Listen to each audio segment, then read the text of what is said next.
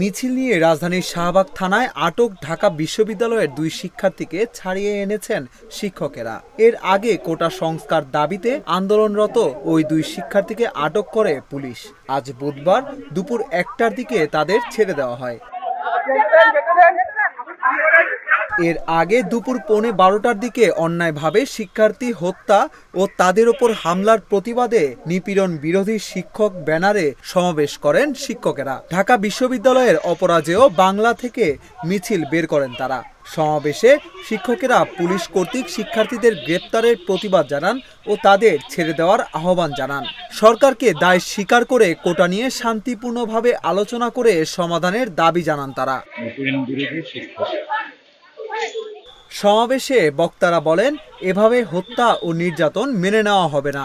বিশ্ববিদ্যালয় এলাকায় অতিরিক্ত পুলিশ, র্যাব ও বিজিবি মোতায়েনের কড়া সমালোচনা করে তারা বলেন, চলমান সংকট দ্রুত সমাধান না হলে কঠোর আন্দোলন করা হবে।